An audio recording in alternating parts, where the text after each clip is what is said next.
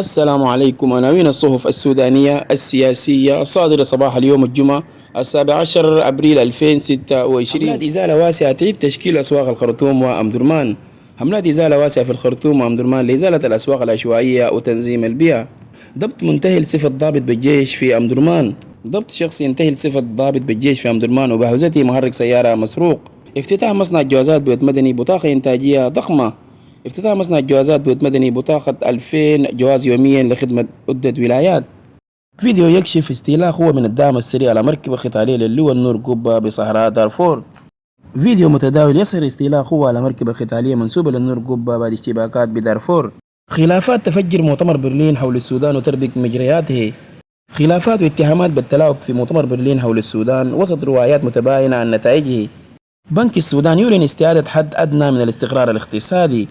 بنك السودان يؤكد استعادة حد أدنى من الاستقرار الاقتصادي ويدعو لدعم دولي. مخطط يستهدف ضباط الجيش السوداني من خارج الحدود.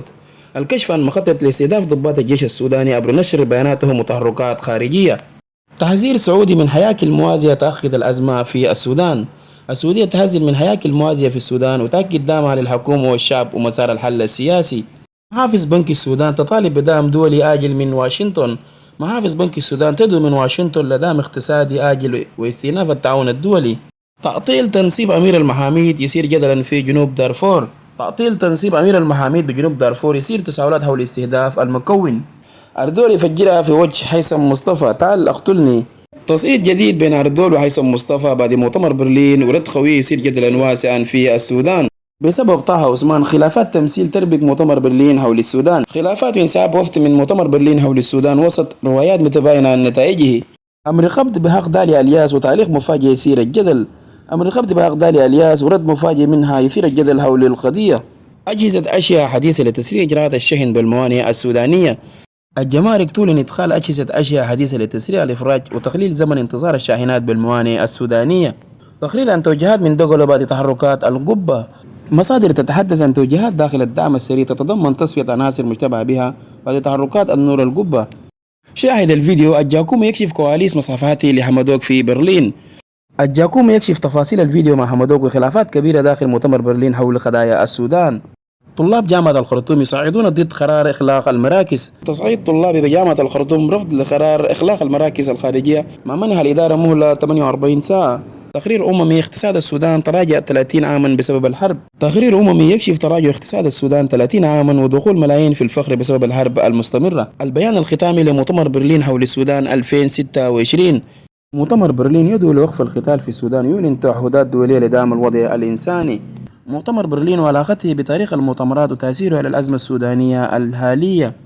حملة تفتيش تكشف مخالفات خطيرة تهدد صحة المواطنين. شرطة التموين تضبط لهوما فاسدة وتبعبر وتأكد استمرار الحملات لحماية صحة المواطنين. السعودية تضخ 8 مليار دولار لدعم اقتصاد باكستان. دعم سعودي جديد بقيمة 8 مليار دولار لتعزيز اقتصاد باكستان واستقرارها المالي في مواجهة التحديات العالمية. شمال دارفور يشتغل القبة يدخل في مواجهات مباشرة. اندلاع مواجهات شمال دارفور بين قوات القبة والدعم السري بعد تأثر محاولات احتواء الأزمة.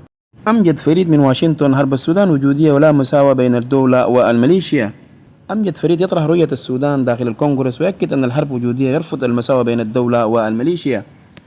تحذير أمريكي للعمارات بشأن معاملات مالية مرتبطة بإيران. الخزانة الأمريكية توجه تحذيرا للعمارات وتلوح بعقوبات بسبب معاملات مالية مرتبطة بإيران. مشاريع قوانين أمريكية تضغط لإنهاء حرب السودان. الكونغرس الأمريكي يناقش قوانين بشأن الدعم السري. مقترح لتصنيف الدعم السري ومطالب بوقف الدعم الخارجي. طرح عدد من أعضاء الحزب الديمقراطي في مجلس النواب الأمريكي مجموعة من مشاريع القوانين المتعلقة بالأوضاع في السودان في خطوة تعكس تصاعد الاهتمام الدولي بملف الحرب المستمرة في البلاد. بحسب ما تم تداوله يتضمن المشروع الأول مقترح يدعو إلى إدراج قوات الدعم السري ضمن قوائم الإرهاب في إطار جهود لتصعيد الضغط السياسي والدبلوماسي عليها. أما المشروع الثاني فيركز على إدانة الهجمات التي تنسب إلى قوات الدعم السري ضد المدنيين مع الدعوة إلى وقف أي دعم خارجي يقدم لها إلى جانب المطالبة بتكثيف الجهود الدولية للوصول إلى حل تفاوضي ينهي الصراع. مستشفى ابن سينا تفتح عيادات مجانية يوميا.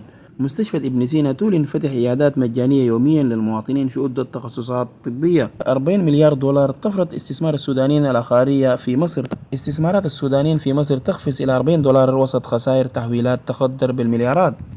الخرطوم تعلن تحسنا أمنيا وخططا لإهلال العملة. والي الخرطوم يكشف تحسن الوضع الأمني وخطط إهلال العملة وتأمين امتحانات الشهادة السودانية. السعودية تخير عقوبات مشددة على مخالفي أنظمة الحج تشمل غرامات تصل إلى 100,000 ريال ومنع الدخول 10 سنوات. ضربة أمنية في مبدة سقوط أصابت تسعة طويلة. حملة أمنية بشرطة مبدة تسفر عن توقيف متهمين وضبط مخدرات وتدوين 9 بلاغات جنائية. 15 أبريل يوم الانفجار الكبير في السودان. تحليل شامل لأحداث 15 أبريل 2026 في السودان وتأثيرها على الدولة والمجتمع خلال السنوات اللاحقة. ضربة خاطفة في مدني فك لغز جريمة قتل خلال 30 دقيقة. المباحث الفيدرالي بولاية الجزيرة تكشف جريمة قتل في مدني خلال 30 دقيقة وتلقي القبض على المتهم بسرعة قياسية. جريمة تهيس غرب كردفان مقتل مواطن ومنع دفنه بعد نهب مركبته. حادثة مقتل مواطن غرب كردفان ونهب حافلة ركاب ومنع نقل الجثمان تثير غضبا واسعا. قبل ساعات التنفيذ المركزي يحسن طريقة استبدال العملة. المركزي يوضح طريقة استبدال العملة ويأكد الاعتماد على الإيداع البنكي بدلا من الاستبدال المباشر. زلزال داخل الدعم السريع ميتي يتدخل بنفسه لإعادة النور قبة بعد انضمامه إلى